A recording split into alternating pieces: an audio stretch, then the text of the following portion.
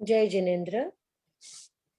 Varthaman education and research institute की तरफ से आप सभी का बहुत बहुत स्वागत है। पिछले एक साल में हमने नंदी सूत्र, सम्यक पराक्रम, कर्म प्रकृति सीख लिए। अब हम सीखने जा रहे हैं लेशा।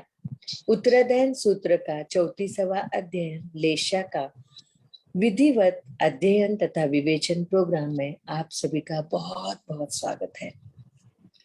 आज हमारा 6ठा क्लास है। परम पूज्य प्रीति सुधा जी महाराज साहब की सुशिष्या स्वाध्याय प्रेमी पूज्य श्री संयम प्रीति जी महाराज साहब जी एवं सौ शकुंतला जी चोरडिया, इनके मुखारविंद से उत्तराधायन सूत्र की कड़ी चालू है और आप सभी जन बहुत ही अच्छी तरह से अध्ययन कर रहे हैं, इसलिए तहे दिल से आप सभी का बहुत बहुत स्वागत है। संयम प्रीति जी महाराज साहब जी एक साथ मथेन वंदनामी, भावपूर्वक मथेन वंदनामी, श्रद्धा पूर्वक मथेन वंदनामी। बोलिए शांतिनाथ भगवान की जय, आचार्य भगवंत की जय। नमो अरिहंताणं, नमो सिद्धाणं, नमो आर्यज्ञानं, नमो वज्रायानं, नमो लोहे सवसाहुणं। एसो पंचनमुकारो सर्व पापप्रणाशनो, मंगलानां च सर्वेकिं परमं हवै मंगलम्, परमं हवै मंगलम्। श्रीविंदर स्वामी महाराज आपकी आज्ञा, भगवान आपकी आज्ञा, गुरु गुरुजी जी महाराज आपकी आज्ञा। उत्तराध्ययन सूत्र के 34वें अध्ययन लेशा पर विवेचन करने की आज्ञा चाहते हैं। जेह स्वरूप समझा बिना पाम्यो दुख अनंत, समझा विभूते पद नमु श्री सद्गुरु भगवंत। समझा विभूते पद नमु श्री सद्गुरु भगवंत। परम आदरणीय, परम वंदनीय, परम पूजनीय 24 तीर्थंकर भगवान, पंच परमेश्वरी भगवान तथा ज्ञानी ध्यानी त्यागी तपस्वी समस्त ऊर्जा महापुरुषों के चरणों में भावपूर्वक वंदन। आराध्य गुरुदेव पूज्य श्री आचार्य भगवान तपसी जी महाराज साहब, पूज्य श्री माता जी महाराज साहब आदि समस्त उपकारी चरणों में भावपूर्वक वंदन। संस्कार भारती वाणीभूषण पूज्य श्री प्रीति सुधा जी महाराज साहब, प्रेरणा स्रोत परम पूज्य श्री अरुण प्रभा जी महाराज साहब आदि समस्त बड़ों के चरणों में भावपूर्वक वंदन। यहाँ उपस्थित सभी धर्म प्रेमी श्रद्धावान जिज्ञासु भाइयों तथा सुशील बहन, लेशा के बारे में हम सोच रहे हैं। लेशा यह हमारे मन का ही परिणाम है। मनोदशा के परिणाम होते हैं। अलग अलग प्रकार से जो मनोदशा होती है, उन मनोदशाओं को 6 कैटेगरीज में भगवान महावीर स्वामी ने हमारे सामने प्रस्तुत किया है। उनको 6 लेशाएं कहा है। तो ये जो लेशाएं होती है, ये लेशाएं हमारी हर एक की अपने अपने मनोदशा बताने का काम करते हैं। कल हम देख रहे थे कि पतंजलि ने 7 प्रकार के चक्र बताए हैं। हमारे शरीर में 7 चक्र होते हैं। उन 7 चक्रों में 6 चक्र जो है वो 6 लेशाओं के प्रतीक है और 7वां जो चक्र है सहस्त्रार, वो लेशातीत अवस्था का प्रतीक है। तो ये जो 7 चक्र है, उसमें पहले के जो 3 चक्र है, वे 3 चक्रों में जीना, 3 चक्रों में रहना, 3 चक्रों से ही संचलित होना, यानी कृष्ण नील कपोत लेशा में रहना जैसा है। कृष्ण लेशा मूलाधार चक्र है, स्वादिष्टान चक्र यानी नील लेशा है और मणिपुर चक्र यानी कपोत लेशा है। ये 3 प्रकार की अशुभ लेशाएं हैं। इन 3 लेशाओं में जीना यानी कॉन्शियस माइंड में जीना है। मतलब वर्तमान में जो हमारे सामने दिख रहा है, वहीं पर हमारी चेतना लगती है, उसी में हमारी चेतना प्रवाहित होती जाती है। बाहर ही बाहर हमारी चेतना का प्रवाह चलता रहता है। हम अपने आप को नहीं पहचान पाते हैं, अपने में नहीं जा पाते हैं, बाहर में ही हमारा प्रवाह चलता है। ये तीनों चेतनाएं कॉन्शियस माइंड में मतलब चेतन मन में होती है और ये बाहर ही बाहर प्रवाहित होती रहती है। इसके आगे जो 3 चक्र है, अनाहत चक्र, विशुद्धि चक्र और आज्ञा चक्र। यानी अनाहत चक्र यानी तेजोलेशा, विशुद्धि चक्र यानी पीतलेशा, पद्मलेशा और अ, आज्ञा चक्र यानी शुक्ल रेशा। आज्ञा चक्र यानी शुक्ल रेशा। तो अनाहत चक्र, विशुद्धि चक्र और आज्ञा चक्र, जब अनाहत चक्र में हमारा प्रवेश हो जाता है तब हमारा तेजोलेशा में प्रवेश होता है।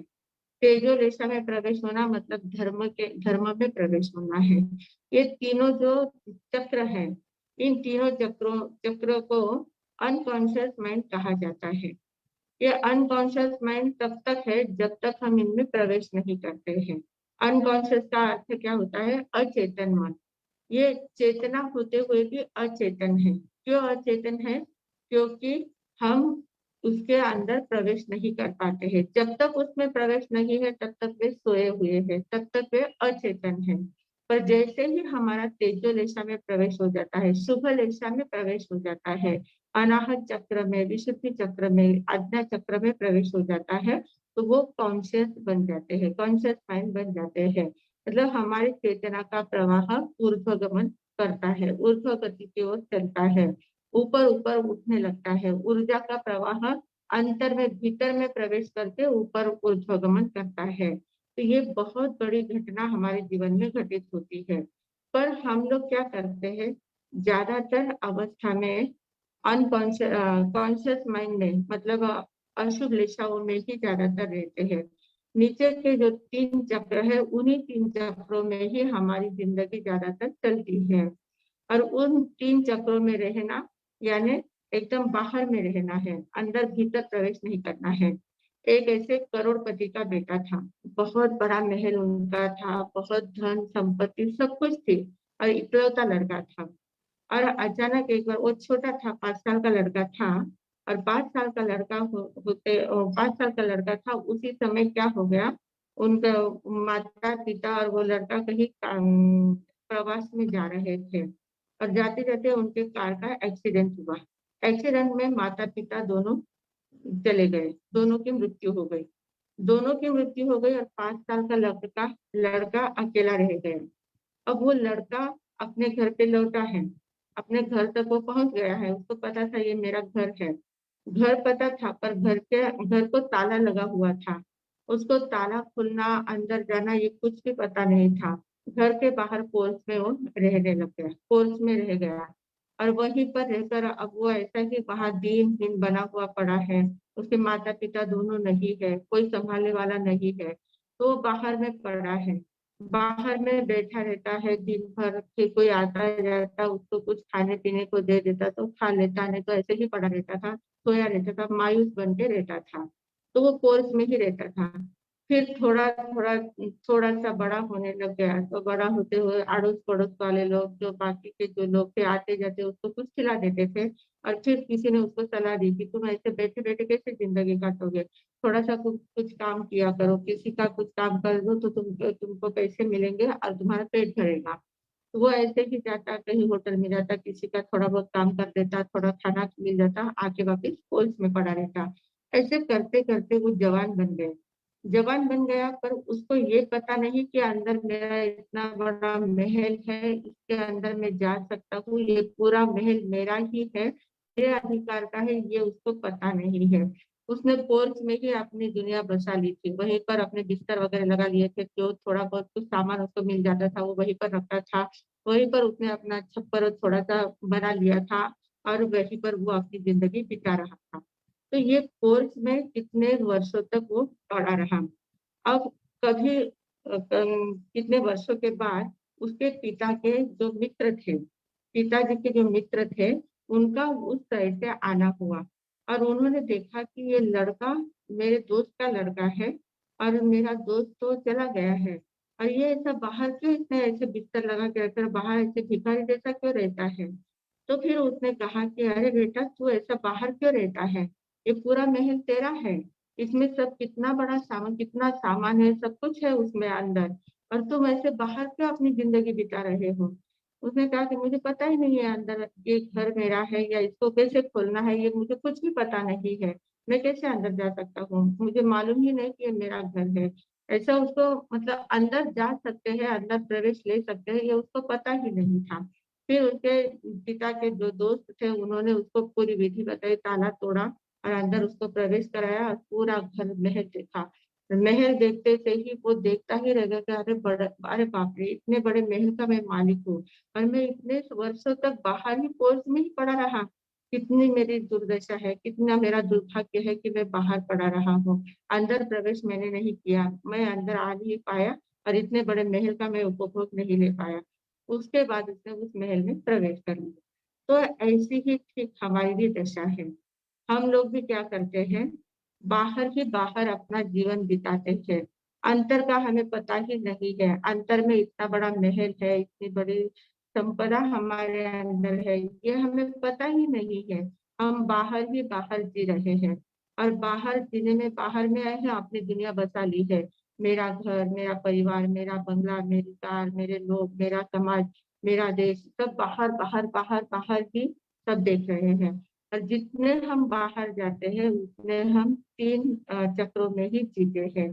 तब तक हमारी चेतना बाहर ही बाहर जा रही है। अंतर की चेतना का हमें पता ही नहीं चलता है। जब कोई सदगुरु मिलते हैं और सदगुरु जब हमें बताते हैं कि अरे तुम ऐसे बाहर में क्यों जी रहे हो, ऐसे भिखारी जैसे क्यों बने हो, ये भी मुझे चाहिए, वो भी मुझे चाहिए, इससे वो छीनना है, उसे वो लेना है, उसे वो झपटना है, ऐसा क्यों कर रहे हो, बाहर में क्यों अपनी ऊर्जा को लगा रहे हो? तुम थोड़ा सा अंदर प्रवेश करो तो तुम्हें पता चलेगा कितना बड़ा महल तुम्हारा है।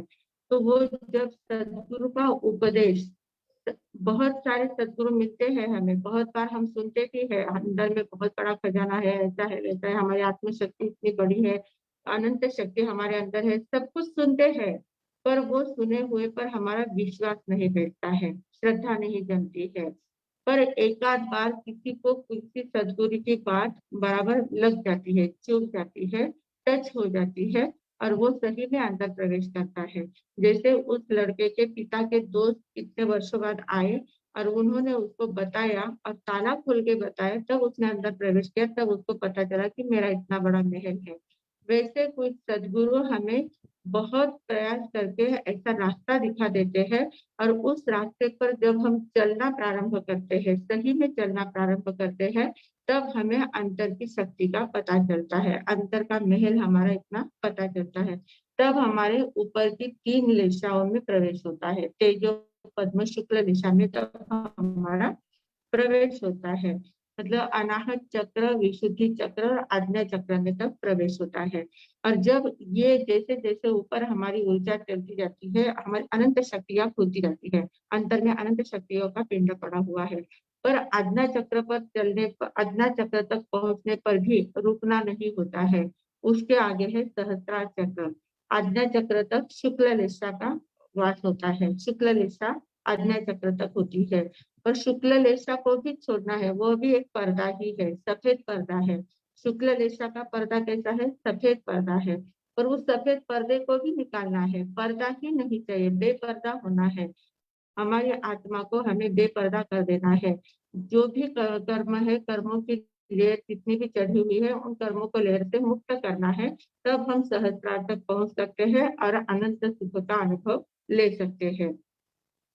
तो ये जो कोर्स में जीना है, कोर्स में जीना, ये हमारी दुर्बलता है। हमें पता ही नहीं है कि हमारा महल इतना बड़ा है और हम ऐसे जैसे सब लोग करते हैं वैसे करते जाते हैं। और कोर्स में जीने वाले की मानसिकता भी कैसी होती है? भिखारी जैसी होती है। और फिर उसमें भी बहुत ज्यादा दुर्गुण दुर्गुण आते जाते हैं, दुर्गुणों की मालिका उनमें चालू हो जाती है। फिर छीना झपटी चलती है, किसी को दगा देना है, विश्वासघात करना है, किसी को लूटना है, खसेड़ना है, इन्हीं बातों में वो लगा रहता है।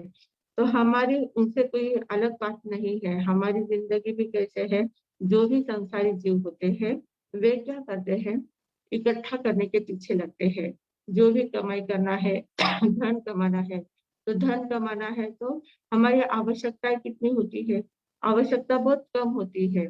पेट भरने के लिए 2 रोटी काफ़ी हो जाती है। पेट भरना है 2 समय की 2 जून की रोटी चाहिए। फिर शरीर को ढकने के लिए वस्त्र चाहिए और एक छत चाहिए। घर मतलब रोटी, कपड़ा, मकान, इतनी 3 चीज़ें हमें मिल गई तो हमारी आवश्यकता पूर्ति हो जाती है। पर हमारा मन ऐसा होता है कि वो अपनी आवश्यकताओं को बढ़ाते जाता है। इन आवश्यकताओं की सीमा को वो ध्यान में नहीं लेता है। आवश्यकता की सीमा की हद उसको ध्यान में नहीं आती। कहाँ तक हमारी आवश्यकता है, उतनी आवश्यकता की पूर्ति हो गई तो बस हमें अब विश्राम लेना चाहिए, उसके आगे नहीं बढ़ना है।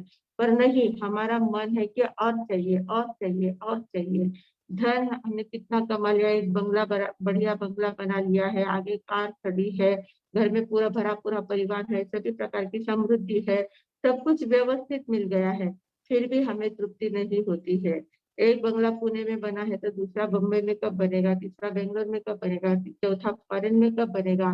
इस प्रकार के आगे आगे की हमारी कल्पना बढ़ती जाती है।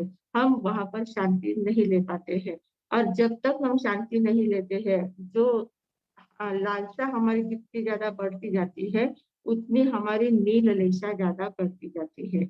नील लेशा में हम जीते हैं, जो नील लेशा में जीने वाला होता है, उसकी लालसा कभी समाप्त ही नहीं होती है। इतनी ज्यादा उसकी इच्छा बढ़ती जाती है, इच्छाओं पर उसका काबू नहीं हो पाता है, कामना पर उसका काबू नहीं होता है, कुछ भी मतलब करने के लिए तैयार हो जाता है। वस्तुओं को पाने के लिए, व्यक्ति को पाने के लिए चाहे जो करने को तैयार हो जाता है।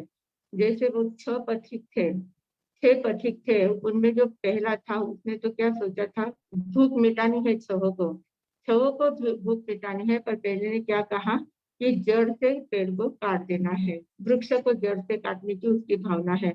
मतलब सामने वाले को स्वयं की स्वार्थ पूर्ति के लिए सामने वाले को जिंदगी से उठाने की तैयारी उसकी हो जाती है। तो ऐसा जो व्यक्ति मतलब होता है, जो ऐसी मनोदशा होती है, वो कृष्ण रेशा वाले की होती है। पर दूसरा उससे थोड़ा सा कम होता है, इतनी दुष्टता उसमें नहीं होती है। दूसरा क्या सोचता है, इतना बड़ा वृक्ष काटने की क्या आवश्यकता है, वृक्ष काटेंगे तो वापिस वो कब आएगा नहीं आएगा, वो पूरा नुकसान हो जाएगा। तो उसके अपेक्षा अपन ऐसा करते हैं कि बहुत बड़ी डाली जो है, उस एक डाली को पूरा निकाल लेते हैं, उसमें काफी फल है तो वो हम खा लेंगे तो हमारा पेट भर जाएगा। तो अब सिर्फ इतना सा पेट भरना है, एक समय का पेट भरना है, उसके लिए इतनी बड़ी डाली काटना, इतनी बड़ी बड़ी डाली काटना मतलब वृक्ष का एक अंग ही काटना है, एक अंग को ही काटने जैसा होता है, ऐसी उसकी भावना है। तो ये भावना नील लेशा वाले की है, एकदम डार्क काला नहीं है उसका कलर, डार्क कलर वजह से इतनी दुष्टता नहीं है, उसमें थोड़ा सा हल्कापन है, थोड़ा नीलापन है। तो ये नीलेपन वाला क्या करता है, व्यक्ति को जिंदगी से उठाने की भावना नहीं रखता है, जिंदगी नष्ट करने की भावना नहीं होती है, पर उसको अधमरा करने की भावना होती है। उसको ऐसा अधमरा कर देते हैं कि वो सामने वाले व्यक्ति की रोजी रोटी छीन लेना है, सामने वाले व्यक्ति को दुखी करना है, बहुत ज्यादा दुखी करना है, अपनी स्वार्थ विश्वासघात करना है, किसी को धोखा देना है, विश्वासघात करना है, किसी को जॉब न मिले ऐसी व्यवस्था कर देना है। कोई उसके पास आता है, वो व्यक्ति अगर उसको पसंद नहीं है तो उसको कहीं पर भी जॉब नहीं मिलेगा, कहीं पर भी उसकी रोजी रोटी शुरू नहीं हो पाएगी, ऐसी व्यवस्था वो कर देता है। इस प्रकार जो भावना होती है, ये भावनाएं नील लेशा वाले की होती है।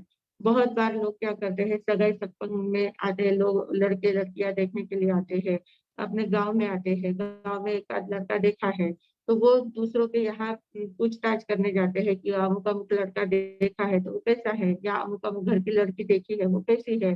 तो वो पूछने के लिए जाते हैं, विश्वास से पूछने के लिए जाते हैं। पर इन लोगों की अगर उनके साथ दुश्मनी है तो वो क्या कहेंगे, वो एकदम उसके बारे में बहुत सारी उल्टी सीधी बातें कहेंगे कि सामने वाले व्यक्ति को अगर वो सगाई करनी है तो भी वो नहीं करेगा, वो वहां से एकदम मना कर देगा कि नहीं हमारा अभी योग नहीं है, करके वो चला जाएगा। मतलब जिसका काम बन रहा है उस काम को बनने नहीं देना, ये वृत्ति नील लेशा वाले की होती है। वो काम बिगाड़ने का ही काम करता है, किसी का काम बनने ही नहीं देता है। कोई अच्छा व्यापार कर रहा है तो उसके व्यापार में ऐसे कुछ नुक्से कर डालना, ऐसा कुछ व्यत्यय लाना कि उसका व्यापार आगे बढ़ ही नहीं पाएगा, वहीं पर वो ठप हो जाएगा। इस प्रकार की वृत्तियां जो होती है, ये नील रेशा वाले की होती है। बहुत लोगों को घर से बेघर कर देना, कोई किराए पर उनके घर पे आया है, उनका बहुत बहुत सारे घर बांध के रखते हैं और कोई किराए पर आता है और किराए पर आने के बाद उसको उसके पास अगर किराया समय पर देने के लिए पैसा नहीं है, तो उसको ऐसे इतना उल्टा सीधा बोलना और इतना हल्की बात करना, इतना अपमानित करना कि उसको उस घर से निकाल देना, घर में रखना ही नहीं है। मेरा घर अभी के अभी खाली कर दो, तुम पैसे नहीं दे सकते हो तो मेरा घर खाली कर दो। वह मानवता का थोड़ा भी विचार उसके मन में नहीं आता है कि अभी समय पर अगर इसको खाली करने के लिए कहा तो कहाँ जाएंगे, अपना परिवार है, बच्चे हैं, पूरा सामान है, सब लेके कहाँ जाएंगे, ये भी विचार नहीं करता है। अभी के अभी मेरा घर खाली कर दो। इस प्रकार लोगों को घर से बेघर करने की वृत्ति होती है, वो नील लेशा वाले की होती है। ये नील लेशा वाले सभी बातें सभी बातों को इतनी दुष्टता से लेता है, पर जिंदगी से उठाता नहीं है, मतलब जिंदगी नष्ट नहीं करता है, पर जिंदगी को एकदम अधमराशी कर देता है, मतलब अंग काट देता है। जिंदगी के जो अंग होते हैं, मजबूत अंग जो होते हैं, उन्हीं को काटने का काम करता है। बड़ी शाखा काटने की भावना है ना, तो बड़ी शाखा यानी हमारा जो रोजी रोटी का जो व्यवस्था होती है, जो जॉब है या व्यापार है या कोई परिवार बसाने की बात है या मकान में रहने की बात है, जो जो भी बातें हैं, उन बातों में व्यत्यय लाना और लोगों को एकदम अंग काटने जैसी उनकी अवस्था कर देना, ये काम नील रेशा वाला करता है। इतनी दुष्टता उसमें उसके अंदर होती है। कृष्ण रेशा वाली जैसे हिंसक वृत्ति नहीं होती है, पर दुष्टता भरपूर होती है। सामने वाले के मन का विचार वो कभी नहीं कर पाता है। उनके मन जैसा मन में मतलब उनको क्या लगेगा, कैसे होगा, वो विषय विषय ही नहीं है। मैं, मेरा परिवार, मेरी पत्नी या मेरा पति, मेरे बच्चे, बस इनके लिए वो चाहे जो करने को तैयार है, सामने वाले को चाहे जितनी तकलीफ देने को तैयार हो जाते हैं। ऐसे जो लोग होते हैं, वे नील रेशा वाले होते हैं। परिवार में भी रहते हैं, बड़ा परिवार अगर है, भाई बहनों का काफी परिवार होता है, तो उसमें अपने बच्चे के लिए चाहे जो करने को तैयार है, पर भाई का बच्चा है या बहन का बच्चा है तो उसके लिए कुछ भी नहीं करेंगे, उसको चाहे जितनी तकलीफ देने को तैयार होता है। उसके स्कूल की फीस नहीं भरना है, उसको कुछ नहीं करना है, उनको आगे बढ़ने नहीं देना है। अपने बच्चे को, वो चाहे इतना दिमाग वाला नहीं है, फिर भी उसको एकदम बड़ी बड़ी स्कूल में डालना है, उसकी चाहे जितने उसके लिए खर्चा करने को तैयार है, पर भाई बहन कोई बच्चों के लिए वो नहीं कर पाते हैं। तो इस प्रकार की जो वृत्ति होती है, अपने लिए चाहे जो करेगा पर दूसरों के लिए कुछ भी नहीं करने की भावना होती है। तो इस प्रकार की वृत्ति वाले होते हैं कौन? नील रेशा वाले होते हैं। ऐसे नील रेशा होती है कि जो बड़ी शाखा तोड़ने के भाव मन में रखता है, मतलब लोगों को जिंदगी से परेशान करना है, जिंदगी में अधमरा सा कर देना है, ऐसी वृत्ति उनकी होती है। फिर आगे तीसरा जो होता है, तीसरा है कापोतलेशा। कापोतलेशा क्या है? नील लेशा से थोड़ा सा ऊपर उठा हुआ है, नील लेशा से थोड़ा सा ठीक होता है। ये कापोतलेशा वाला क्या सोचता है, तीसरा जो पथिक है, वो क्या सोचता है, इतनी बड़ी शाखा भी तोड़ने की क्या जरूरत है, इतनी बड़ी शाखा तोड़ेंगे तो आधा वृक्ष ही कट जाएगा, तो उतना काटने की कोई जरूरत नहीं है। ये छोटी छोटी शाखाएं जो है, उन छोटी शाखाओं में भी काफी गुच्छे लगे हुए हैं फल के, तो एक छोटी शाखा तोड़ देंगे ताकि हमारा पेट भर सकता है, तो छोटी शाखा तक वो आ जाता है। मतलब दुष्टता उसमें भी है, दुष्टता हिंसक उसमें भी है, पर वो बहुत कम प्रमाण में है। कृष्ण की अपेक्षा नील में कम है और नील की अपेक्षा कपोत में कम होती है। मतलब काली माँ तो है, नील से थोड़ा ऊपर उठा है, पर फिर भी काली माँ तो उसमें है। काली माँ होती है एकदम अच्छा, शुभ्र नहीं होता है, शुभ नहीं होता है, अशुभता में ही होता है, पर अशुभता में भी थोड़ी कम होती है। तरतम अवस्था जो होती है ना, अशुभ, अशुभतर, अशुभतम। कपोत लेशा जो अशुभ है, नील लेशा जो है वो अशुभतर है, और कृष्ण लेशा है वो अशुभतम है। मतलब सबसे ज्यादा कृष्णलेशा दुष्ट होती है, हिंसक होती है। उससे कम नीललेशा, उससे कम कपोतलेशा होती है। तो ये कपोतलेशा वाला क्या कहता है, बड़ी शाखा नहीं तोड़नी है, छोटी टहनी तोड़ ली तो भी चलेगा काम। तो छोटी टहनी तोड़ना ये भी तो वृक्ष का एक छोटा अंग, उपांग को तोड़ने जैसा है। जैसे पूरा हाथ तोड़ना ये बड़ी टहनी तोड़ने जैसा है, पर अंगुलियां काट देना ये छोटी टहनी तोड़ने जैसा है। मतलब नुकसान तो करना ही है, सामने वाले को तकलीफ तो देना ही है, पर पूरी तरह से नहीं देना है, थोड़े कम प्रमाण में देना है। ऐसी भावना, पर दुष्टता तो उनमें भी होती ही है। औरों को परेशान करना है, छोटी छोटी बातों में नुकसान पहुंचाना, छोटी छोटी बातों से परेशान करना। ऐसा एकदम से कोई काम में लगा है, नौकरी पे लगा है, जॉब कर रहा है उनके यहाँ, तो एकदम से उसको निकालना नहीं है, एकदम से निकाल नहीं देते हैं। पर उसका जो सैलरी है वो सैलरी हर माह में नहीं देना, बहुत परेशान कर करके देना, बहुत दिनों बाद, 2-3 महीने के बाद एक बार देना। इस प्रकार से परेशानी वृद्धि करना, सामने वाले को परेशान करने की भावना, ये परेशान करने की जो भावना होती है ये बहुत घातक होती है। बहुत लोगों के मन में अपने प्रति फिर वो दुष्ट भाव आते जाते हैं। सामने वाला व्यक्ति क्या है, वो मजबूर है इसलिए आपके पास काम कर रहा है और आप उसकी मजबूरी का फायदा ले रहे हैं। तो मजबूरी का फायदा, वो मजबूर है तब तक तो आपके मजबूरी का फायदा आपको लेने देगा, पर जब वो स्ट्रांग बन जाएगा तो स्ट्रांग बनने के बाद फिर वो आपको एकदम से उसके उसका ब्याज सहित पूरा उसका चुकाएगा, वो कर्जा चुकाएगा बराबर उसका। वो क्या करते हैं, मुद्दत, हाँ मतलब उसका प्रति उसका हाँ वो मूल सहित मतलब पूरा उसका बदला ले सकता है, पूरा बदला लेगा। जब वो स्ट्रांग बन जाएगा तब वो पूरा बदला ले सकता है। तो इस प्रकार की उसकी वृत्ति होती है। ये जो कृष्ण कपोतलेशा वाला होता है वो थोड़ी कृपणता उसमें होती है, कंजूसी होती है। स्वयं के पास बहुत सारा पैसा है, बहुत सारा धन है, पर वो बहुत सारा धन होते हुए भी वो दूसरों को नहीं देता है। अपने लिए, अपने परिवार के लिए, अपना जो पूरा परिवार है, पूरे परिवार को संभालने के लिए उसमें उपयोग लगाएगा, पर दूसरे के लिए वो धन का उपयोग नहीं करेगा। इतना कंजूस होता है कि स्वयं के लिए, स्वयं के परिवार के लिए चाहे कितना खर्चा करेगा, पर पड़ोसी के लिए थोड़ा सा भी खर्चा नहीं कर पाएगा। या कोई दीन दुखी दिखा है तो उसके लिए भी खर्चा नहीं कर पाएगा।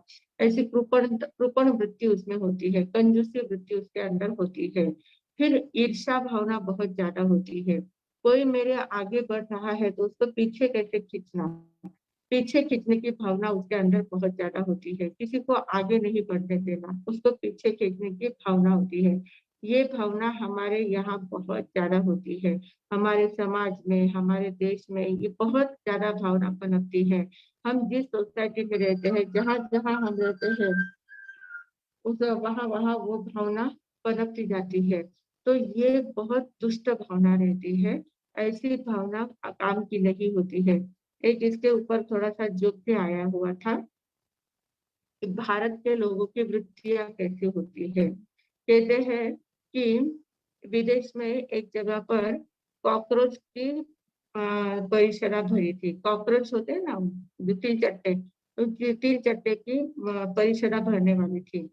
तो सभी देश के लोगों को कहा था कि आप अपने अपने गांव के जो आप अपने अपने देश में जो तिल चट्टे हैं उनको टोकनी में लाके यहाँ पर लाना, और फिर उनकी अपन परिषदा बताएंगे, भराएंगे और देखेंगे कि कौन से तिल चट्टों में क्या क्या विशेषताएं होती है। तो इस प्रकार सभी देशों के लोग अपने अपने टोकरियों में टोकनियां, बड़ी बड़ी टोकनियां भर भर के तिल चट्टे लेके आए थे। उसके ऊपर एकदम व्यवस्थित ढकना पैक करके, क्योंकि वो बाहर निकल के ना जाए, कहीं बाहर कूद ना जाए, इसलिए बाहर पूरी पैकिंग के साथ तिल चट्टे वहां पर लाए गए। जालीदार उसको व्यवस्थित पैकिंग करके लेके गए। तो सभी देश के लोगों ने अपना पूरा ढक ढक के पैकिंग करके तिल चट्टे की टोकरियां लेके गए थे। पर भारत के जो लोग लेके गए थे तिल चट्टे, उनकी जो टोकनी थी उस टोकनी के ऊपर बिल्कुल भी ढक्कन नहीं था। ऐसी ही टोकनी भरी हुई थी और तिल चट्टों से पूरी भरी हुई टोकनी थी, पर उसके ऊपर ढक्कन बिल्कुल भी नहीं था। खुली टोकनी वो लेके गए थे। तो वहां के सभी लोगों को इतना आश्चर्य हुआ कि आपने ऐसे कैसे लाया? इतने तिल चट्टे आपने इकट्ठा करके लाए हैं और उसके ऊपर टोकनी के ऊपर आपने ढक्कन भी नहीं रखा है। ढक्कन नहीं रखा है तो वो बाहर कैसे नहीं जा रहे हैं? सभी इतने शांत कैसे बैठे हैं? मतलब आपके भारत के तिल चट्टे बहुत अच्छे, समझदार लगते हैं। वो कहीं शिस्तबद्ध है, वो कहीं शिस्त छोड़ के बाहर नहीं जाते हैं। तो कहा कि बात ऐसी नहीं है। हमारे भारत में ऐसी वृत्ति है, हमारे देश में ऐसी वृत्ति है कि हम लोग क्या कहते हैं, एक तिल चट्टा अगर ऊपर उठने जाता है तो दूसरा उसको खींच लेता है नीचे, वो उसको आगे नहीं बढ़ने देता। तो ये हमारे देश की वृत्ति ज्यादातर ज्यादातर ऐसी वृत्ति हमारे देश में है। इसलिए ये सभी तिल चट्टे शांत बैठे हुए हैं, कोई आगे बढ़ ही नहीं जाता है, कोई आगे बढ़ ही नहीं पाता है। वो नीचे नीचे बराबर, दूसरा उसको बराबर नीचे खींच लेता है। तो ये खींचने की जो वृत्ति होती है, ये कापोतलेशा की वृत्ति होती है। ये कापोतलेशा वाले लोग जो होते हैं वो किसी को आगे बढ़ने ही नहीं देते। ईर्ष्या भाव इनके अंदर इतना ज्यादा होता है कि वो किसी को आगे बढ़ने नहीं देते हैं। फिर इसके साथ उनके अंदर अहंकार भी बहुत ज्यादा होता है। अहंकार के कारण वो किसी को बहुत ज्यादा गिनते नहीं है। सभी के सामने अपने आप को बहुत बड़ा मानने की, बहुत बड़ा बताने की कोशिश करते रहते हैं। अपने अहंकार की पुष्टि जहाँ होती है, उस अहंकार को पुष्ट करते जाते हैं। जहाँ भी अहंकार को थोड़ी सी चोट लगती है कि तुरंत वो वहां पर जवाब दे देते हैं और सामने वाले को ऐसा अधमरा सा कर देते हैं, ऐसा हालत सामने वाले की कर देते हैं कि उसका वो सोच भी नहीं सकता। इस प्रकार की वृत्ति कपोतलेशा वाले की होती है। मतलब स्वयं में जो जो भी अवगुण है या दुर्गुण है या गुण है, जो भी है उनको संभालने का वो काम करते हैं। उसके लिए वो चाहे जो करने को सामने वाले के लिए तैयार हो जाता है। फिर इन कपोतलेशा वालों के अंदर मोहा शक्ति बहुत ज्यादा होती है। इतने मोही वृत्ति के होते हैं। अपना परिवार में, मेरा परिवार, मेरा शरीर, मेरा घर, मेरा मेरा सब, मेरा समाज, सबके लिए मैं पर इतना ज्यादा उनका बढ़ जाता है, उसके लिए वो चाहे जो करने को तैयार होते हैं। मतलब बाहर में मेरापन रहता है। मैं यानी कौन वो नहीं देखता है। मैं यानी मेरा शरीर, मैं यानी मेरा परिवार, मैं यानी मेरा घर, मैं यानी मेरा समाज, मैं यानी मेरा सारा वातावरण, जो भी मैंने जो भी इकट्ठा किया है वो सारा मैं है।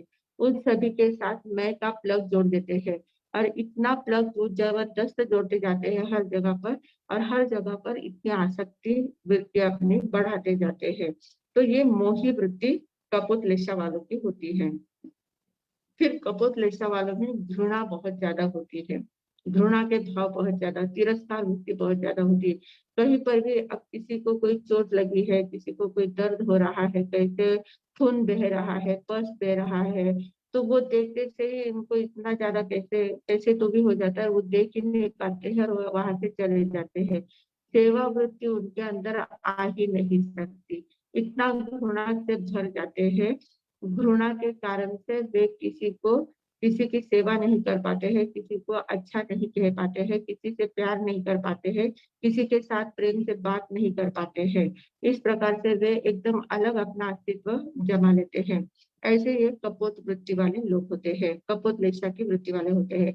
आदि सभी प्रकार के दुर्गुण उसके अंदर भरे हुए होते हैं। दुर्गुणों से भरा हुआ जीवन होता है और दुर्गुणों के कारण सामने वाले को तकलीफ देने का काम करते हैं, पर पूरा जीवन से उठाते भी नहीं है और किसी का पूरा अंग काटने का काम भी नहीं करते हैं, पर छोटी छोटी परेशानियां देने का काम वो करते रहते हैं। तो ये तीनों जो है, कृष्ण, नील और कापुर। कृष्ण लेशा वाला क्या होता है, मैं तक सीमित रहता है। मेरे लिए, मेरे स्वार्थ के लिए मैं चाहे जिसको तकलीफ देने को, चाहे जिसको जिंदगी से उठाने को तैयार हूँ। सिर्फ मैं में अटका हुआ हूँ। मेरे शरीर के प्रति उसका मोह होता है, इतनी स्वार्थांधता होती है, स्वयं के लिए वो चाहे जो करने को तैयार होता है। दूसरा नील रेशा वाला होता है, वह स्वयं के लिए मैं, मेरा पति या मेरे बेटा बेटी जो भी है, तो पति पत्नी और बेटा अपने इतना इतना सीमित परिवार के लिए चाहे जो करने को तैयार है। उनकी स्वार्थ वृत्ति थोड़ी सी और बढ़ जाती है। मतलब मैं से आगे वो थोड़ा और बांट लेते हैं, तो वहां तक वो पहुंच जाता है। कपोत लेशा वाला जो होता है, वो अपना पूरा परिवार, माँ बाप है, भाई बहन है, बेटे बेटी, जो भी घर में लोग हैं, उन सभी के लिए, पूरे परिवार के लिए उनकी स्वार्थ वृत्ति बढ़ जाती है। तो मतलब उसमें थोड़ा सा विस्तार होता जाता है, और जितना विस्तार होता जाता है उतनी स्वार्थांतता कम हो जाती है, क्योंकि मेरे लिए, मेरी रक्षा के लिए मैं चाहे जो करने को तैयार हूँ। ये जो भावना होती है वो कृष्ण लिशा वाले की होती है, वो दुष्ट हिंसक वृत्ति वाले की होती है। स्वयं की सुरक्षा करनी है, सामने वाले को मारने को तैयार है। पर नील रेशा वाला कैसा है, मैं और मेरा परिवार को संभालना है, तो फिर बाकी दूसरों को हमें चाहे जो तकलीफ दे सकता हूँ, मार नहीं सकता पर तकलीफ दे सकता हूँ। और कपूर रेशा वाला पूरा परिवार संभालना है, इसलिए दूसरों को ईर्ष्या भाव से, द्वेष भाव से, तिरस्कार भाव से, कृपणता से सबको ऐसी तकलीफ परेशान करने की वृत्ति उसकी होती है। तो ये तीनों लेशाएं जो होती है, इन तीनों लेशाओं को अशुभ लेशा कहा जाता है। ये तीनों अशुभ लेशाएं हैं, और भगवान ने कहा है कि जो अशुभ लेशाएं है वे दुर्गति का कारण है। तीनों अशुभ लेशाएं क्या है, दुर्गति में ले जाने वाली है। अब दुर्गति में ले जाने वाली ये तीनों लेशाएं है, ये वाक्य हमने पढ़ा है। तो ये वाक्य पढ़ने के बाद हमारे मन में क्या भाव उठते हैं, दुर्गति में जाना है ना, ये दुर्गति में ले जाती है ना। कब ले जाएगी, जब हम मरेंगे, हमारा अगला जन्म आएगा, तब हम दुर्गति में जाएंगे। तब तक तो हम यहाँ अच्छे से है, हमारी दुर्गति अभी चल रही है, तो फिर दुर्गति से इतना डरने की कोई जरूरत नहीं है। और ऐसा चिंतन करके वो उससे ऊपर उठने की सोच नहीं पाते हैं। उनके चिंतन में क्या रहता है कि दुर्गति होगी तब देखा जाएगा, अभी तो नहीं है ना, अभी तो हमारे मन जैसा पूरा वातावरण है, हमारे पास पूरी सत्ता है, संपत्ति है, सब कुछ है, तो फिर हम इसमें आराम से जिंदगी जी सकते हैं। तो ये जो परिभाषा है, ये तीनों अशुभ लिशाएं दुर्गति में ले जाने वाली है। तो ये व्याख्या जो है, ये परिभाषा जो है, इसको थोड़ा सा बदलने की जरूरत है। दुर्गति में ले जाने वाली नहीं है, दुर्गति को पैदा करने वाली है। अभी पल पल में हमें दुर्गति में बनाने वाली है, दुर्गति में जीना सिखाने वाली है। क्योंकि हम ही सोच सकते हैं, जब हमारे अंदर बहुत ज्यादा क्रोध भावना जागृत हो जाती है, बहुत ज्यादा हिंसक वृत्ति जागृत हो जाती है, तो उस हिंसक वृत्ति के समय हम प्रसन्न रहते हैं क्या? हम जिंदगी अच्छे से जी सकते हैं क्या? आनंदमय जिंदगी जी सकते हैं क्या? नहीं जी सकते। हमारी वृत्ति कैसी हो जाती है? पशु जैसी वृत्ति हो जाती है, पाशविक दानवीय वृत्ति हो जाती है। तो पाशवीय वृत्ति, दानवीय वृत्ति, ये सब क्या है? ये सब दुर्गति जैसा ही है। मतलब हम यहीं पर दुर्गति को भोगते हैं, यहीं पर दुर्गतिमय जीवन अपना बना लेते हैं। तो ये जो अशुभ लेशाएं है, ये अशुभ लेशाएं दुर्गति में ले जाएगी तब ले जाएगी, पर अभी हम वर्तमान में ही जिस जिस समय हमारी अशुभ लिशा का उदय होता है, उस समय हम दुर्गति का उपभोग करके दुर्गति में जीते जाते हैं। और दुर्गति में ले जाएगी यानी बहुत देर तक है। जैसे हम लोगों को क्या होता है, हमारी मानसिकता कैसी होती है, हमारी मानसिकता बहुत अलग ढंग की होती है। हमें अगर कोई कह दे, कोई ज्योतिष आया है और उसने कहा कि देखो आज रात में तुम मर जाओगे, आज रात में तुम्हारी मृत्यु होने वाली है। अगर ऐसा किसी ने कह दिया तो हम क्या करते हैं, तुरंत घबरा जाते हैं, टेंशन में आ जाते हैं, अरे आज रात को ही मुझे मरना है, मैंने तो अभी तो कुछ नहीं किया, ये नहीं किया, वो नहीं किया, मेरा इतना काम बाकी रह गया, ऐसा रह गया, और मुझे मरना है, मौत मौत दिखती है, और बहुत ज्यादा बेचैन हो जाता है। वही अगर उस ज्योतिष ने कहा कि आज से 7 दिन के बाद तुम्हारी मौत होने वाली है, तो जितनी आज रात में मौत होने वाली है, उससे जितनी बेचैनी होती है, उससे आज से 7 दिन बाद मौत होने वाली है, तो थोड़ी सी राहत मिलती है। अच्छा ठीक, 7 दिन मेरे हाथ में है, 7 दिन में बहुत कुछ मैं कर सकता हूँ, तो 7 दिन तक अंतर बढ़ गया है, तो हमारा टेंशन थोड़ा सा कम हो जाता है, बेचैनी थोड़ी सी कम हो जाती है। बेचैनी तो है, 7 ही दिन रहना है, 7 दिन तो देखते देखते अभी निकल जाएगी और मुझे मरना है, तो ये बात से बेचैनी तो होती है, पर फिर भी थोड़ी सी कम होती है। आज ही मरना है उसके अपेक्षा 7 दिन बाद मरना है, उसमें बेचैनी थोड़ी कम होती है। किसी ने कहा कि आप 7 महीने के बाद मरने वाले हो, 7 महीने, 7 महीने का अवधि दे दिया, तो बेचैनी और भी कम हो जाती है। ठीक है, 7 महीने ना देखा जाएगा, 7 महीने तो अभी काफी लंबा है। किसी ने 7 साल का कहा, 7 वर्ष बाद तुम्हारी मौत है, तो 7 वर्ष कहा तो बहुत दूर की बात है। तो उसका टेंशन लेने की बिल्कुल भी जरूरत नहीं है। मरना तो है, 7 साल बाद में, अभी 7 साल की जिंदगी मेरे हाथ में है, तो मैं आराम से जी सकता हूँ। तो मतलब कहा गया एक ही है कि तुम मरने वाले हो, मर जाओगे, ये बात सही है। मर जाओगे, ये बात सही है। पर जैसे जैसे उसका अंतर बढ़ता जाता है, वैसा वैसा हमारा टेंशन कम होने लगता है। आज ही मरने वाले हैं तो टेंशन बहुत ज्यादा आता है, 7 दिन बाद कहा तो थोड़ा सा कम हो रहा है, 7 महीने बाद कहा तो और कम हो गया, 7 साल बाद कहा तो और कम हो गया, 70 साल बाद कहा तो फिर तो टेंशन ही नहीं आता है। अरे बाप रे, अभी तो 70 साल की जिंदगी बहुत बड़ी जिंदगी है। तो इस प्रकार जैसे जैसे समय बढ़ता जाता है वैसा टेंशन कम आता है। तो ठीक वैसा ही लेशाओं का कहा है कि अशुभ लेशा दुर्गति का कारण है। दुर्गति का कारण है, अगर वो दुर्गति कब मरेंगे तब दुर्गति में जाएंगे, वो बात बहुत आगे की है, तो उसका टेंशन हमें आता नहीं है। इसलिए इन दिशाओं से ऊपर उठने की भावना हमारे मन में आती नहीं है। हम क्या करते हैं, ठीक है, मरेंगे दुर्गति में जाएंगे तब देखेंगे, अभी तो है हमारे पास सब कुछ, तो अभी तो कर लेते हैं। अभी हमारी वृत्ति हम बदल नहीं सकते हैं, तो वृत्तियों को बदलने की इच्छा हमारी नहीं बनती है, क्योंकि हमें टेंशन नहीं है, टेंशन तो आगे चला गया है। पर जब हमें कहा जाता है कि जिस समय हम लिशा में होते हैं, अशुभ लिशा में होते हैं, उसी समय हम दुर्गति को भुगतते हैं, दुर्गति में जीते हैं। तो ऐसा कहने के बाद हमारा टेंशन थोड़ा सा बढ़ जाता है कि अरे बाप रे, मैं अगर अशुभ लिशा में जीऊंगा, अशुभ लिशा का मनोदशा मेरी बनी रहेगी, तो मेरी दुर्गति होने वाली, मैं दुर्गति में जी रहा हूँ। कैसे दुर्गति में जी रहे हैं, अशुभ लेशा के अशुभ विचार हम करते हैं। अशुभ लेशा में हिंसक वृत्ति है, स्वार्थी वृत्ति है, अहंकार की वृत्ति है, कपटकारी की वृत्ति है, ये जो भी वृत्तियां है, इन वृत्तियों में जब हम जीते हैं तो ये वृत्तियां थोड़ी देर में तो चली जाती है, थोड़ी देर तक हम उसमें रहते हैं, बाद में वे बदलती रहती है, मनोदशा हमारी सतत बदलती रहती है।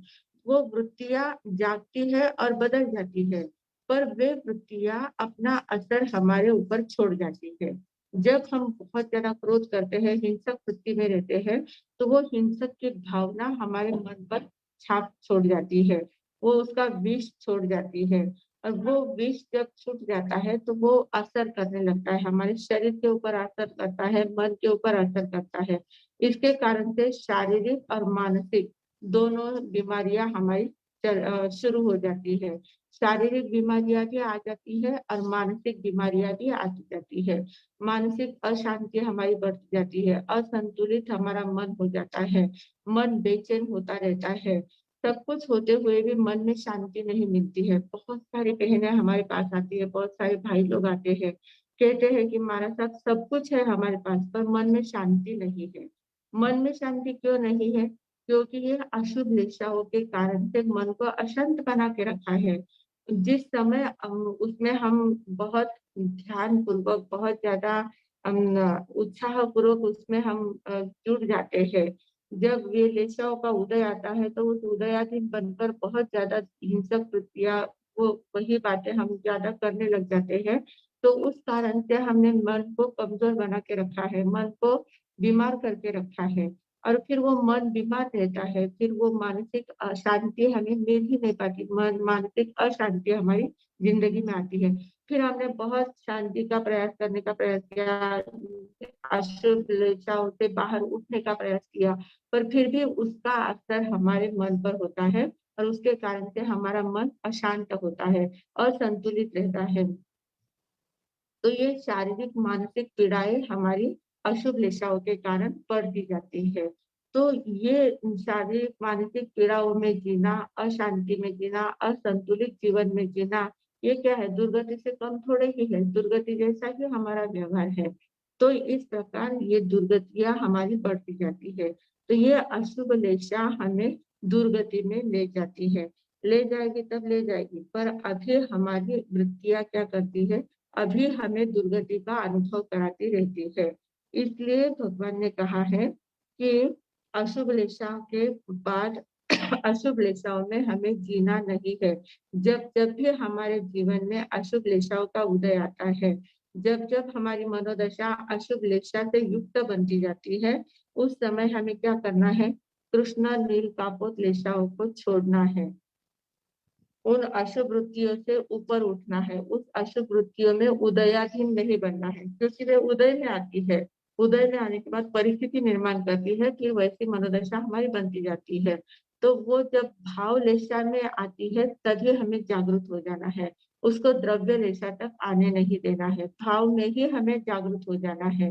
और भाव में जब जागरूक हो जाते हैं, द्रव्य तक नहीं आती है, तो फिर उसका असर हमारे ऊपर नहीं हो पाता है, वह अंदर के अंदर समाप्त हो जाती है। और वो अशुभ लेशा समाप्त होकर शुभ लेशा में हमें प्रवेश करना है। तो कृष्ण लील कापोत को छोड़ना है, मोह, घृणा, क्रोध, अहंकार, ईर्ष्या, कृपणता, इनको छोड़ना है। प्रेम, दया, करुणा, सहनशीलता, इनको बढ़ाना है। सहानुभूति, इनको सबको बढ़ाना है।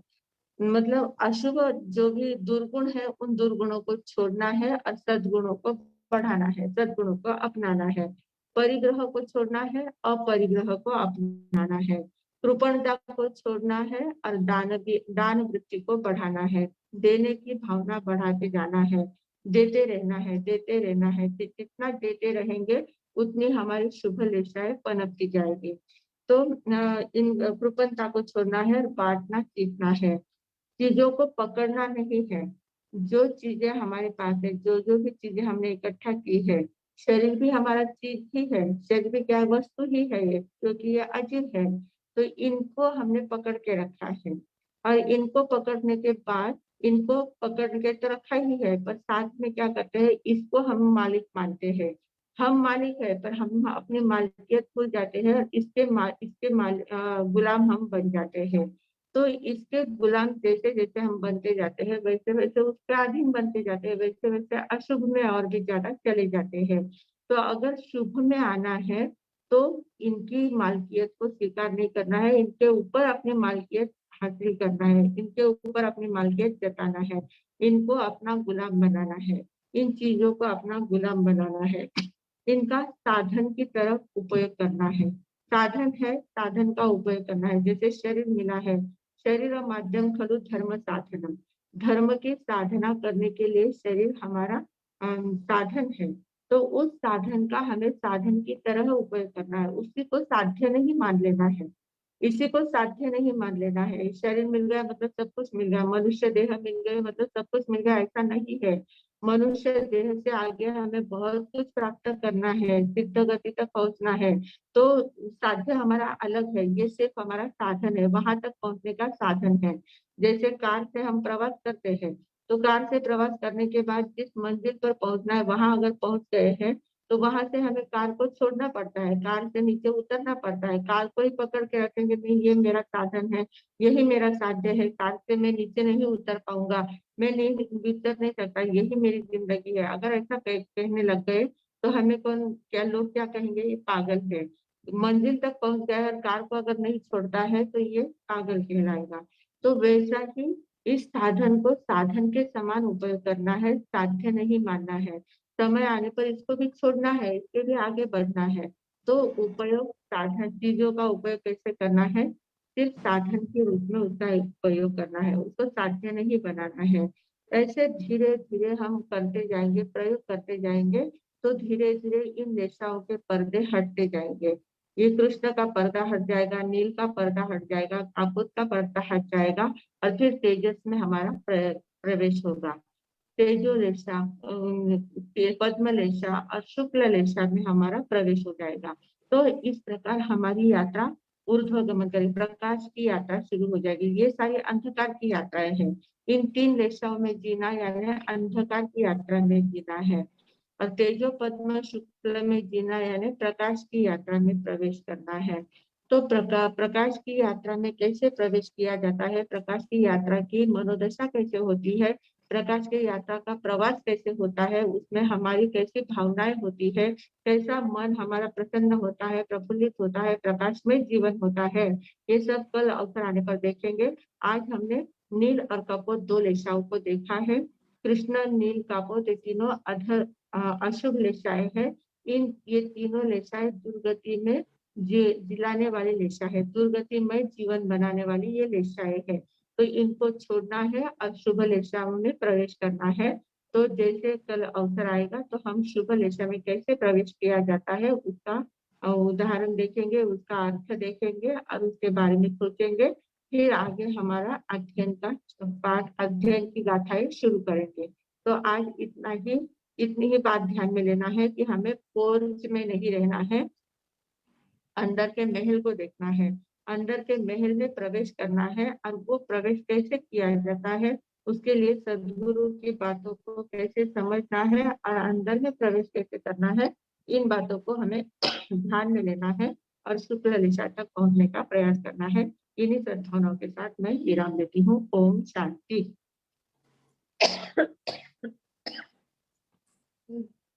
मथानंदा। हाँ दया।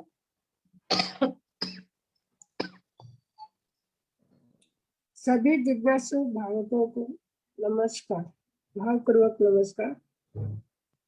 हमारा बहुत सुंदर विषय चल रहा है लेशा का। कर्म सिद्धांत के बाद लेशा और कर्म को बदलने की प्रक्रिया लेशा से कैसी होती है, यह लेशा के माध्यम से हम सुन रहे हैं। अभी जैसे कृष्ण लेशा का वर्णन कल हो गया था और आज नील लेशा और तापत लेशा पर हमने सुना है।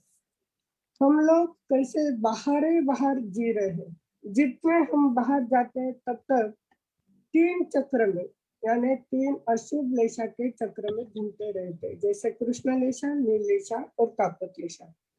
लेकिन ऐसे इन अज्ञानी अवस्था में कभी कभी सद्गुरु मिल जाते हैं और सद्गुरु मिलने के बाद वो प्रबोधन देते हैं कि आपके अंदर इतना ज्ञान का खजाना भरा हुआ है, तो उस खजाने की ओर जाने का वो रास्ता बताते हैं।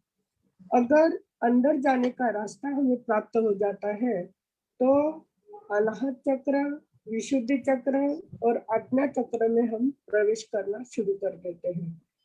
आज्ञा चक्र छेद कर भी आगे बढ़ते हैं। आज्ञा चक्र तक तो शुक्ल लेशा रहती है, लेकिन हमारा प्रयास इतना बढ़ने लगता है कि आज्ञा चक्र को छेद कर सहस्रार में भी प्रवेश कर सकते हैं। लेकिन हमारी जिंदगी कैसी है कि हम सांसारिक लोग परिग्रह इकट्ठा करने में ही प्रयास करते हैं। आवश्यकता बहुत छोटी है, लेकिन अनावश्यक वस्तुओं का संग्रह करते करते लेशा में हम क्या कर रहे हैं, परिवर्तन। शुभ लेशा, उत्कृष्ट भाव लेशा आ जाती है हमारी, फिर भी इस सांसारिक मोह के कारण लेशा में हम क्या करते हैं, लेशा में परिवर्तन करके शुभ को अशुभ में लाने का प्रयास करते हैं। अभी जब हमारे यहाँ अनावश्यक संग में जब हम रम जाते हैं, कितना भी प्राप्त हुआ तो दिन ब दिन क्या होती है, तृष्णा बढ़ती जाती है और शांति नहीं मिल पाती। और जब नील लेशा बढ़ती है, अभी तो कामनाओं पर हम नियंत्रण नहीं कर सकते। जैसे कृष्ण लेशा का देखा कि 6 व्यक्ति के समस्या एक है, लेकिन मनोदशा कैसी अलग अलग है। अभी कृष्ण लेशा वाले कैसे है कि जड़ से उखाड़ने का प्रयास करते हैं, यानी सामने वालों की जिंदगी पूरी तरह से तहस नहस करने का विचार करते हैं, यानी अशुभतम लेशा है। नील लेशा वाला क्या है, उससे थोड़ा कम कि दुष्टता उसके अंदर भी भरी हुई है। एक जो 3 अशुभ लेशा है, तीनों में दुष्टता रहती है, लेकिन दुष्ट भावों की भी क्या है, तरतम अवस्था है।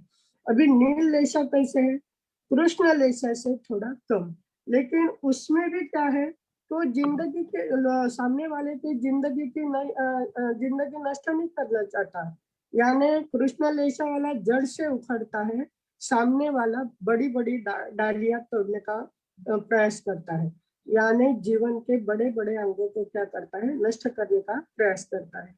तो कैसा करता है कि स्वार्थ से लोगों का विश्वासघात करता है और रोजी रोटी को तरसने का काम नील लेशा वाला करता है। काम बिगाड़ने का काम उसको, किसी का काम बिगाड़ना इसमें उसको रस रहता है, किसी का काम सुधारना ये उसके मन में भाव नहीं आते। क्यों नहीं आते? क्योंकि दुष्टता विशेष से उसमें पनपी हुई है। अभी जिंदगी के मूल के काटने का काम नीलेशा वाला करता है। अभी एक कृष्ण लेशा वाला जो जड़ से उखड़ता है, ये थोड़ा उससे कम है, लेकिन जिंदगी से उठाने का ही काम करता है। और तीसरी लेशा है कापत लेशा, यानी अशुभतम अशुभता, और ये है अशुभ लेशा। अभी अशुभ लेशा भी है, तो जैसे कृष्ण लेशा से नील लेशा वाला थोड़ा कम, तो नील लेशा से कापत लेशा वाला थोड़ा कम। नील लेशा वो क्या करता है, वृक्ष की छोटी छोटी टहनियां तोड़ने का काम करता है, यानी दुष्टता उसमें है, लेकिन प्रमाण कैसा है, बहुत कम है। और सामने वालों को छोटी छोटी बातों में नुकसान कैसे पहुंचे, इसका वो हमेशा प्रयास करता है। सामने वाले को परेशान करने का उसका प्रयत्न रहता है। तो वो जैसा कोई मजबूर है, तो उसके मजबूरी का वो फायदा उठाता है। यह वृत्ति किसकी, कृपणता, कंजूसी, ये उससे भरी हुई होती है। इतना कुछ होने के बाद किसी को देने का उसका मन नहीं होता है। और अहंकार वृत्ति, क्योंकि जितना उसके पास संग्रह बढ़ गया है, तो उसमें से उसकी अहंकार वृत्ति भी निर्माण हो जाती है। तो ये जो तीन लेशा है, कृष्ण लेशा, नील लेशा, कापोत लेशा, अभी इस तीन लेशाओं को अशुभ लेशा कहा है। और अशुभ लेशा क्या करती है, हमेशा दुर्गति में ले जाती है, ये हमारी परिभाषा है। लेकिन आज हमारे सामने और एक चिंतन दिया कि ऊपर उठने का, इस अशुभ लेशा से ऊपर उठने का चिंतन नहीं करती है, और वो क्या करती है, दुर्गति को पैदा करने वाला ही काम करती है। इसमें वो बहुत ज्यादा हिंसक बनती है। हमारी जिंदगी की पांचवी वृत्ति की पांचवी वृत्ति और दानवी वृत्ति उससे बढ़ जाती है। जिस समय हमारी अशुभ लेशा होती है, तब हमारी प्रसन्नता नष्ट हो जाती है। अभी हम सोचते हैं कि आज ही मरना है, मरने का भी उदाहरण बहुत अच्छा दिया कि लेशा देखो कैसे, क्या आज ही मरना कहा तो एकदम हम क्या हो जाते हैं, अरे इतना कुछ करना था, सारा अभी बाकी है, और अभी मुझे जाना है, तो एकदम उथल पुथल बन जाती है और एकदम अशांत बनता है। लेकिन किसी ने कहा नहीं, अभी 7 दिन बाकी है, तो थोड़ा बेचैनी इसकी कम हो जाती है, चलो 7 दिन में रहा हुआ काम मैं पूरा कर लूंगा। फिर किसी ने कहा नहीं, अभी तो 7 महीने तक है, 7 महीने का तो उसके लिए अवधि और बढ़ गई, और भी उसके विचार, बेचैनी जो थी वो कम हो गई। 7 महीने, फिर 7 वर्ष, ऐसा उदाहरण के तौर पर हम देखते हैं कि जैसे जैसे हमें पता है कि हमारी अभी अवधि पूरी नहीं हुई है, अवधि पूरी नहीं हुई, इस गफलत में हम रह जाते हैं, और उस अशुभ लेशा के चक्कर में घूम के हमारे जो वृत्तियों में परिवर्तन लाना था, उस परिवर्तन की दिशा को हम भूल जाते हैं, और उसी अशुभ लेशा में बढ़ते रहते हैं। अभी अशुभ लेशा क्या होती है, क्षण क्षण में परिवर्तित होती है, लेकिन जाते जाते अपना प्रभाव ऐसा छोड़ जाती है वो, कि मन हमेशा अशांत ही रहता है। लेशा के उदयाधीन बनकर मन ने कमजोर बना के रखा है। तो ये जो लेशा का खेल है, इस लेशा से हमारी क्या होती है, शारीरिक पीड़ाएं और मानसिक पीड़ाएं भी बढ़ती है। तो इससे ऊपर उठने का प्रयास हम किस तरह से करेंगे, कि जब जब भी हमारे मन में अशुभ भाव पनपने लगेंगे, तभी दूसरे विचार शुभ भावों में जाने का हम प्रयास करेंगे। इस अगर मनोदशा अगर हमारी, हम प्रयास करेंगे कि मनोदशा किस तरह से बदलनी है, अगर परिवर्तन करना हमें आ गया, तो हमें सही राह मिल जाएगी। नहीं तो हम क्या होगी कि हमारी यात्रा कैसी रहेगी, अंधकार की यात्रा रहेगी, प्रकाश की यात्रा में हम प्रवेश कर नहीं पाएंगे। इसलिए यह मोह, माया, कंजूसी, कृपणता, दानवी वृत्ति, पाशवी वृत्ति, ये सब छोड़कर प्रेम, स्नेह, आदर भाव, विनय, एक गुण अगर हमारे में पनपने लगेंगे, तो हमारी लेशा में निश्चित ही परिवर्तन होगा। और लेशा में परिवर्तन होगा तो कर्म सिद्धांत भी हमारा बदल सकता है। और अगर ये सारी क्रिया हमारे द्वारा होने लगी, तो निश्चय में हम शुभ गति की ओर प्रस्थान करेंगे। इसी मंगल भावना के साथ मैं विराम लेती हूँ। धन्यवाद मास्टर जी। आगे चैट बॉक्स में एक प्रश्न था कि चक्र में चक्र के नाम बताइए।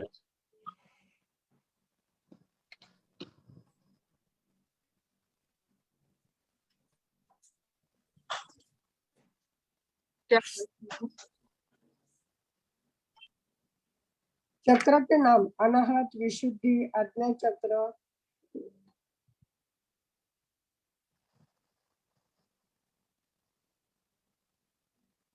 7 प्रकार के चक्र हैं। 7 चक्र में मूलाधार, स्वादिष्ठान और मणिपुर, ये 3 चक्र यानी कृष्णलेशा, नीललेशा, कपोतलेशा। फिर अनाहत, विशुद्धि और आज्ञा चक्र यानी तेजोलेशा, पद्मलेशा, शुक्ललेशा।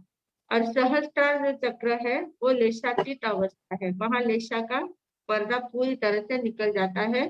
शुक्ल लेशा भी नहीं है, अमावस की रात भी नहीं है, पूनम की रात भी नहीं है, पूर्ण प्रकाश वहां पूरा खुल जाता है, तो वो शुक्ल लेशा सहस्त्रार चक्र है।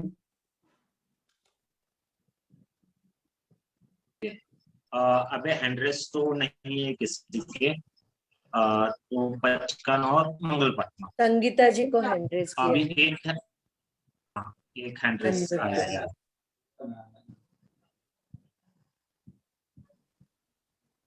संगीता हेलो, जी। मध्यवंदन मार्सा। हाँ। मूलाधार चक्र ऊर्जा का, शक्ति का प्रतीक है, तो फिर वो कृष्णलेशा कैसे हुआ? क्या?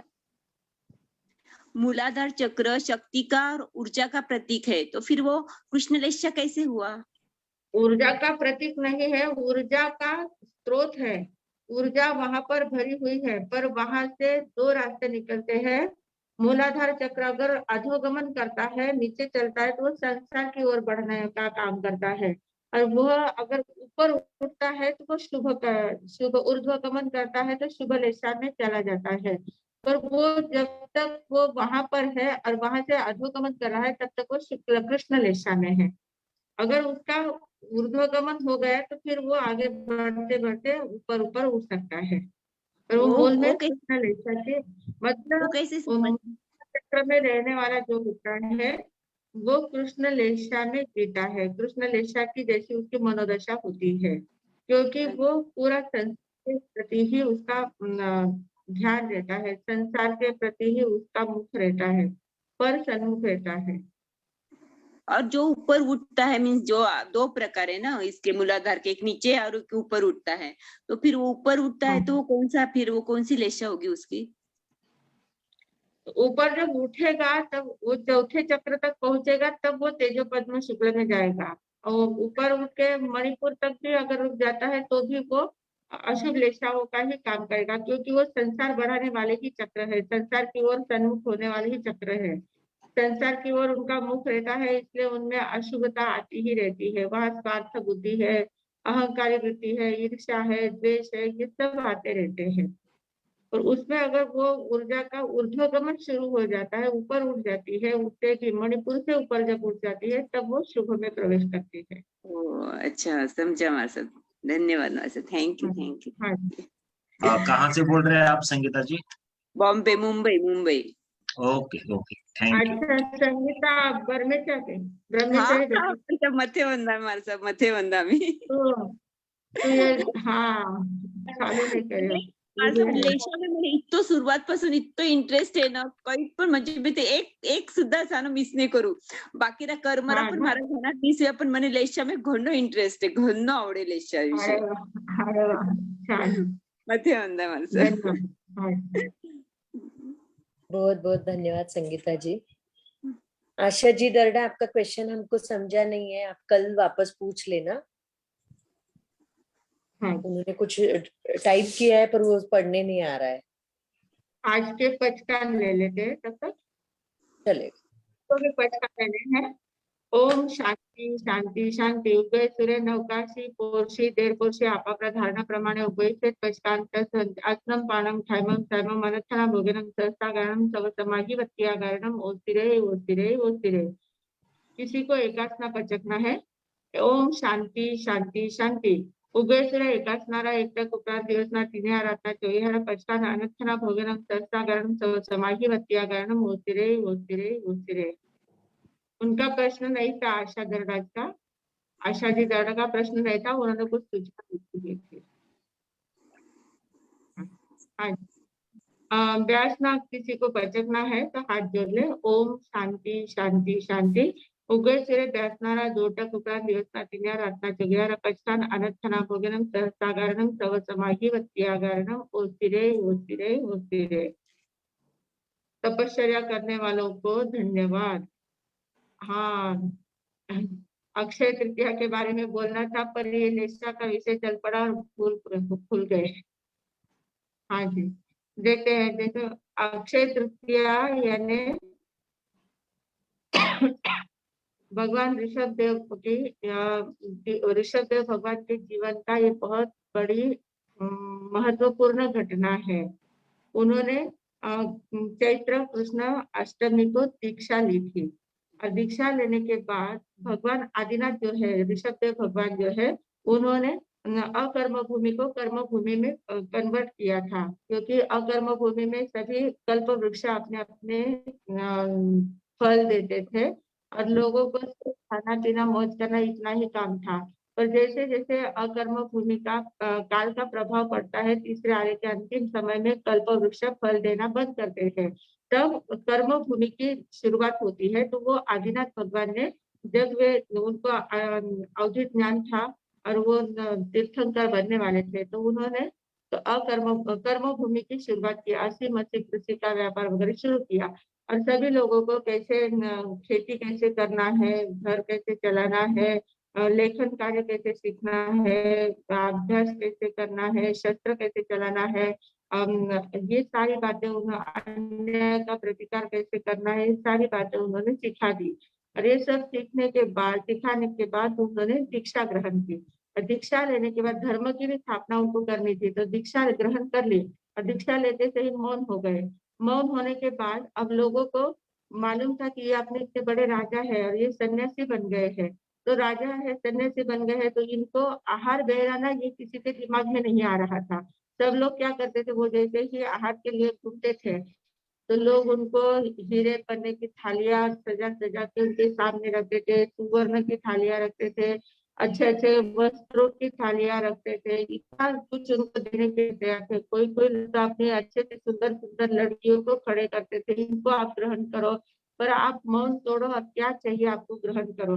पर खाने की चीजें कोई देने के लिए उनको तैयार, मतलब किसी के दिमाग में नहीं आता था कि इनको खाना भी देना चाहिए. इतने बड़े राजा, उनको खाना क्या खिलाना, ये सारी वस्तुएं उनको भेंट देने की सब लोग सोचते रहते थे. ऐसे करते करते 400 दिन बीत गए, फिर भी उनको न अन्न मिला न पानी मिला. पानी की बूंद भी नहीं और अनाज का कण भी नहीं उनके पेट में गया. ऐसे उनके 400 दिन बीत गए. अब हमें लगता है कि 400 दिन तक अन्न पानी के बिना कैसे वो टिक पाए. तो उनका शरीर कैसा था, 500 योजन की उनकी काया थी, वज्र ऋषभ नाराज संघयन था, था, उनके पास बहुत ज्यादा शक्ति थी. तो 400 दिन तक भी उनको 4 दिन जैसा ही लगा होगा. वो एकदम रहते और रोज के पूछे जाते थे. और फिर वो काफी बड़ी कहानी है. 3 लोगों को एक साथ सपने आए और उनका पोते का बेटा, पड़पोता श्रेयांश कुमार, मतलब भगवान ऋषभ देव का बेटा, बाहुबली के बेटे सोमप्रभ, राजा सोमप्रभ का बेटा श्रेयांश कुमार के मन में ऐसा, जब हस्तिनापुर में भगवान का विहार चल रहा था, हस्तिनापुर में वे पधारे थे, तो वो आहार के लिए जैसे ही बाहर निकले थे, गली में जैसे आ रहे थे, तो श्रेयांश कुमार ने ऊपर से देखा कि अरे मेरे दादा परदादा जी है और वे ऐसे घूम रहे हैं. एकदम से उनको देखकर उसको ज्योतिष्मान ज्ञान हो गया कि इनके साथ मैं बहुत रहा हुआ हूँ और पूर्व भव में मैंने भी ऐसी दीक्षा ली थी. और एकदम से उसको ध्यान में आया कि इसको कुछ पहराना चाहिए, खाने की चीज पहराना चाहिए. इसलिए वो तुरंत नीचे उतर कर आए और जैसे ही भगवान उनके महल के पास पहुंचे तो उनको उन्होंने भावना भाई कि आप पधारो और कुछ ग्रहण करो। और उतने में उनकी खेती से गन्ने के रस के घड़े भर भर के आ रहे थे। तो उन्होंने वो एकदम सूखता रस देखा और वो घड़ा उठाया और उनको बहराने के लिए तैयार हुआ। तो भगवान ने तुरंत अपना हाथ आगे किया और हाथ में वो रस ग्रहण किया। तो श्रेयांश कुमार ने घड़े से रस की धारा लगाई और वो धारा उनके हाथ में वो लेते गए और पीते गए। तो अब 400 दिन जो व्यक्ति भूखा रह सकता है उसको 108 घड़े गन्ने का रस पीना बहुत बड़ी बात नहीं है, वो उतना पी भी सकता है, उतनी ताकत उसमें होती है। तो 108 घड़े ऐसे उन्होंने उनके बहराए उनके हाथ में, कर पात्र में ऐसे बहराए कि इनके बहराने की धारा ही खंडित नहीं हुई। एक घड़ा पूरा नहीं होता तब तक दूसरा घड़ा शुरू हो जाता था। वो धारा भी अक्षय रही, इसलिए उसको अक्षय कहते हैं। अक्षय धारा थी, खंडित नहीं हुई थी। और वो वैशाख शुद्ध तृतीया का दिन था, इसलिए तृतीया, अक्षय तृतीया, इसलिए ये अक्षय तृतीया नाम वहां से प्रचलित हो गया। और उन्होंने इतना रस ग्रहण किया, पर उनके हाथ में कर पात्र था, कर पात्र से उन्होंने रस ग्रहण किया था, पर फिर भी उनमें से एक बूंद भी उनके हाथ से नीचे नहीं गिरी थी। ऐसा कर पात्र उन्होंने तैयार किया था, कर पात्र से उन्होंने रस प्राशन किया था। तो इस प्रकार ये वहां से कथा चली आ रही है। तो उन्होंने 400 दिन तक उपवास किए थे, 400 दिन तक उनके उपवास हो गए थे, किए नहीं थे, हो गए थे। वैसे अब उनका 400 दिन तक हम लोग तो नहीं कर पाते हैं, पर वो परिपाटी चली आ रही है। तो हम लोग उसके उपवास में अलग अलग प्रकार से करते हैं, एक दिन उपवास, एक दिन पारना, एक दिन उपवास, एक दिन पारना, ऐसा वर्षी तक करते हैं। उसको वर्षी तक कहते हैं। 1 साल भर चला था ना, 13 महीने तक चला था, इसलिए वर्षी तक कहते हैं। तो साल भर तक वो चलता रहा, करते हैं। और कोई उपवास का करते हैं, कोई बेले बेले का वर्षी तक करते हैं, 2 दिन उपवास 1 दिन पारना, ऐसा भी करते हैं। कोई तेले तेले का भी वर्षी तक करते हैं। कोई होते हैं आयनबिल का वर्षी तक करते हैं, कोई एकादशी का भी वर्षी तक करते हैं। अब हमारी शक्ति उतनी नहीं है, हमारी शक्ति क्षीण हो गई है, तो हम कम से कम एकादशी का कर सकते हैं, व्यासने का भी कर सकते हैं। नहीं व्यासने का तो 1.5 कोसी का कर सकते हैं, कोर्सी का कर सकते हैं, अलग अलग प्रकार से वर्षी तक। पर वो वर्षी तक की परंपरा को आगे चलाना ये हमारा कर्तव्य है और वो हमारी साधना भी है।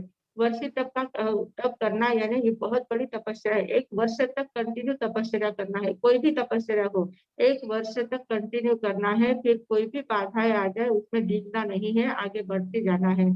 इस प्रकार ये बहुत अच्छी परंपरा हमारे यहाँ चली आ रही है और बहुत लोग इस वर्षी तप में सहभागी होते हैं। बहुत लोग तपस्या अलग अलग प्रकार से करते हैं और आज के दिन तो बहुत जगह पर बहुत बड़े पारने का आयोजन भी किया था। आज वर्षी तप का पारना आज के दिन होता है। चैत्र कृष्ण अष्टमी को उन्होंने दीक्षा ग्रहण की थी और पूरा 1 वर्ष बीतने के बाद दूसरे वर्ष के वैशाख तृतीया, शुद्ध तृतीया के दिन उनका पारना हुआ था। तो इसलिए ये 400 दिन बीच में गए थे, तो इसलिए 400 दिन की तपस्या की जाती है। ये आज के दिन का महत्व होता है। तो हम लोग भी संकल्प कर सकते हैं, कुछ भी वर्षी तप, किसी भी प्रकार का वर्षी तप हम भी कर सकते हैं। जो जो करते हैं उनको बहुत ज्यादा धन्यवाद। हाँ जी, मंगल पाठ। ओम शांति शांति शांति। गुरुदेव की आज्ञा से चित्तारी मंगलम अरिहंता मंगलम सिद्धा मंगलम साहु मंगलम केवली पंडितो धम्मो मंगलम। चित्तारी लघुत्तमा अरिहंता लघुत्तमा सिद्धा लघुत्तमा साहु लघुत्तमा केवली पंडितो धम्मो लघुत्तमो। चित्तारी शरणम पवज्जामि अरिहंते शरणम पवज्जामि सिद्धे शरणम पवज्जामि साहु शरणम पवज्जामि केवली पंडितम धम्मम शरणम पवज्जामि। 4 मंगल, 4 उत्तम, 4 शरणा, दुख हरना, सुख करना, वरण चरना कोई, जो भविक प्राणी आदरे तो अक्षय अमर पद। बोले भगवान महावीर स्वामी आचार्य भगवंत की जय। पूज्य श्री माता जी महाराज साहब की जय। संस्कार भारती वाणी भूषण पूज्य श्री प्रीति सुधा जी महाराज साहब की जय। पूज्य श्री अरुण प्रभा जी महाराज साहब की जय। सब साधु संतन की जय। आज के आनंद की जय। लेशाम तंत्र को बदलने का मंत्र सिखाने वाले परम पूज्य संयम प्रीति जी महाराज साहब जी को बहुत बहुत धन्यवाद। आभार आभार आभार। आशा जी दर्डा बोल रहे हैं कि दान देने की प्रथा कैसे चालू हुई, वो एक क्वेश्चन था उनका आज से, हाँ तो वो कल लेंगे हम। हाँ कल हम मिलेंगे बराबर रात 9 बजे। प्रोमिला वर्तमान जी ने हैंड रेज किया है, पर आप कल उनका जवाब भी कल देखेंगे। प्रमिला आज जी जैन, आप प्लीज हैंड रेज कल करना, तो आपका क्वेश्चन हम कल लेंगे, क्योंकि ऑलरेडी 10:15 हो चुके हैं। कल बराबर रात को 9 बजे मिलेंगे। Vardhaman education and research institute की तरफ से आप सभी का बहुत बहुत धन्यवाद। जिन्होंने भी कर्म के एग्जाम दी है उन सभी को तो बहुत बहुत धन्यवाद। पर जिनकी रह गई है आप अभी भी दे सकते हैं, कुछ नहीं है, गूगल फॉर्म है, गूगल फॉर्म में ही आपको पूरे क्वेश्चंस के जो अल्टरनेटिव्स भी दिए हैं उसमें से सिलेक्ट करना है आपको कि क्या आंसर रह सकता है। तो एक बार आप प्लीज वेरी ग्रुप में जो भी क्वेश्चन पेपर है कर्म का, ज्यादा से ज्यादा लोगों ने सॉल्व करना है, तो हमारे ध्यान में आएगा कि आपको कर्म प्रकृति कितनी ध्यान में आई है, और आपको भी बहुत अच्छा लगेगा कि आपको कितना अध्ययन हुआ है वो आपके ध्यान में आएगा। तो ग्रुप पे है, आप सभी ने प्लीज प्लीज ट्राई करना है, और जिन्होंने भी एग्जाम दिए है उन सभी का बहुत बहुत धन्यवाद। कल हम बराबर रात को 9 बजे जुड़ेंगे।